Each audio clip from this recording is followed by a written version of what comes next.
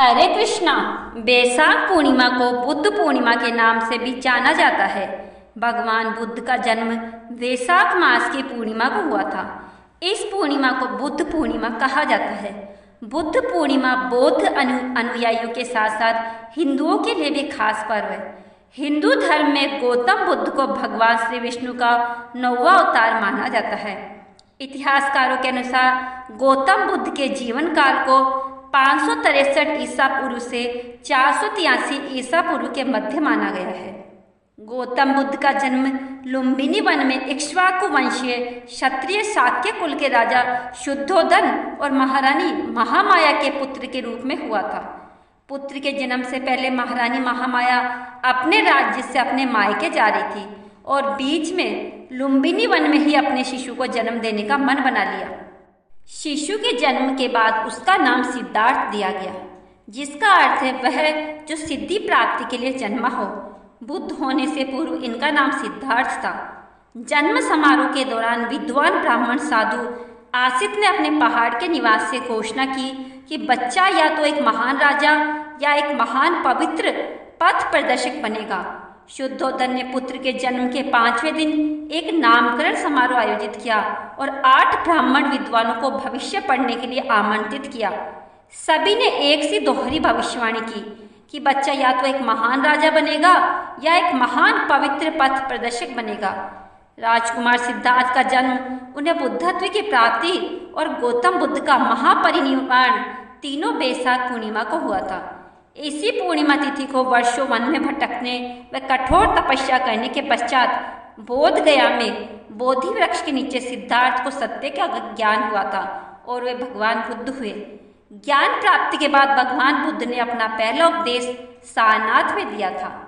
गौतम बुद्ध ने 80 वर्ष की आयु में इसी पावन दिन यानी वैशाख पूर्णिमा को उत्तर प्रदेश के कुशीनगर में अपने देह का त्याग किया था।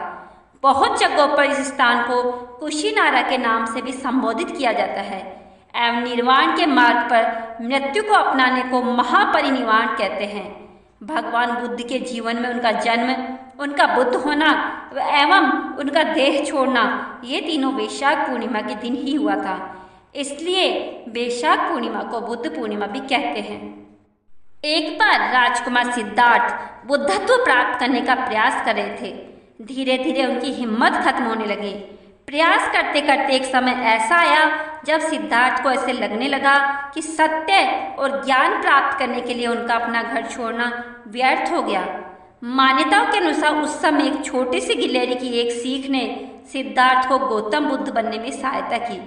ऐसा माना जाता है कि जब सिद्धार्थ सत्य और ज्ञान प्राप्त करने में असफल हो गए, तब उनके मन में यह विचार आने लगा कि वह राजमहल वापस लौट जाए।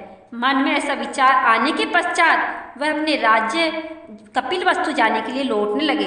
रास्ते में चलते चलते उन्हें बहुत प्यास लगी। उन्होंने एक झील को देखा और अपनी प्यास बुझाने के लिए वह उस झील के नज़दीक गए। झील के निकट जाकर के उन्होंने वहाँ पर एक गिलहरी को देखा। छोटी सी गिलहरी पानी पीने के लिए बार बार झील में जाती और अपनी पूंछ को उसमें डुबाकर वापस रेत पर झटक देती। यह देखकर सिद्धार्थ के मन में सवाल उत्पन्न हुआ कि नन्ही सी गिलहरी क्या कर रही है। उन्हें ऐसे लगा कि शायद वह गिलहरी झील को सुखाने की कोशिश कर रही है, पर इस तरह गिलहरी का प्रयास कभी भी सफल नहीं हो पाएगा। तभी उन्हें ऐसा महसूस हुआ कि गिलहरी उनसे कुछ कहने की कोशिश कर रही है। सिद्धार्थ को ऐसा लगा जैसे गिलहरी उनसे कह रही है, यदि कोई व्यक्ति अपने मन में किसी कार्य को करने की ठान ले और उस पर अटल रहे तो वह कार्य सफल हो जाता है। बस हमें कभी भी प्रयास नहीं छोड़ना चाहिए। तब सिद्धार्थ को अपने मन की कमजोरी का एहसास हुआ। वह वहीं से वापस लौटकर तपस्या में लीन हो गए। लगातार कोशिश करने के पश्चात उन्हें बुद्धत्व की प्राप्ति हुई। यह बुद्ध पूर्णिमा के अवसर पर भगवान बुद्ध की कथा थी। आप सभी को ये वीडियो कैसे लगा? वीडियो पसंद आया हो तो वीडियो को लाइक अवश्य करें और चैनल को सब्सक्राइब करना ना भूलें। हरे कृष्णा।